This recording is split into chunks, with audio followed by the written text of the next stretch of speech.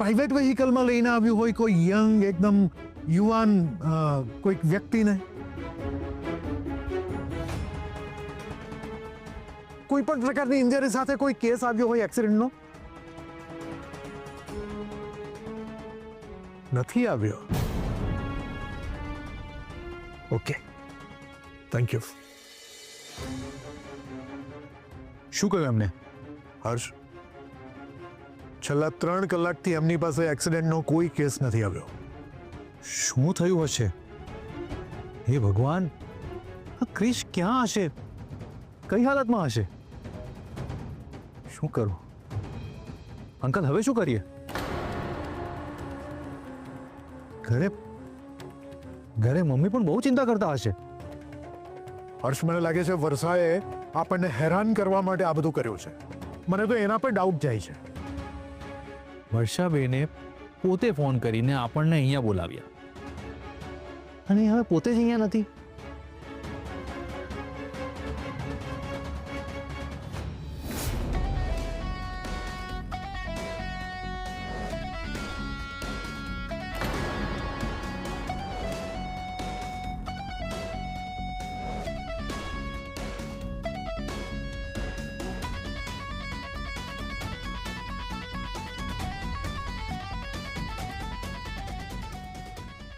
વર્ષાબેન, હવે એક સ્ટેપ પણ અંદર ના મૂકતા.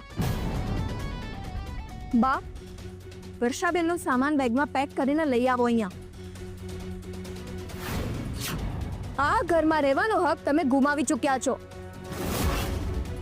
એટલે આજથી આ ઘરના દરવાજા તમારા માટે કાયમ માટે બંધ થઈ જશે.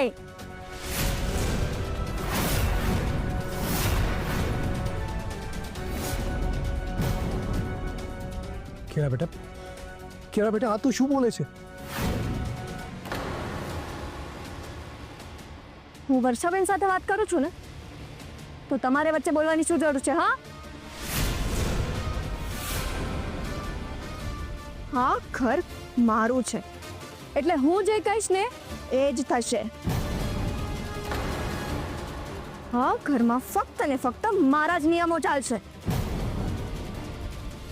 ને આમ પણ લોકોને લાયકાત કરતા વધારે મળે છે ને, એ પચતું નથી.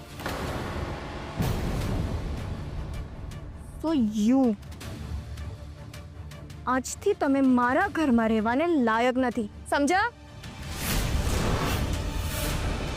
કિયારા, આઈ એમ સોરી, મારે ભૂલ થઈ છે, પણ મારે એક ઇમ્પોર્ટન્ટ કામ હતું એટલા માટે હું કોઈને કયા વગર ઘરની બહાર ગઈ હતી.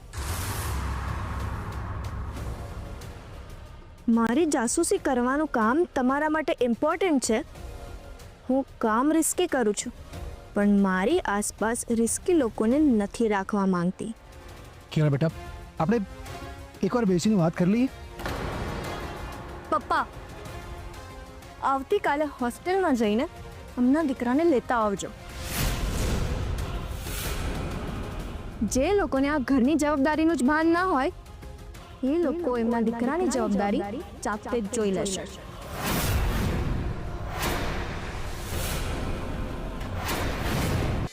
હવે લોકોની ફાલતુ સેવા કરવાનો મારી પાસે સમય નથી.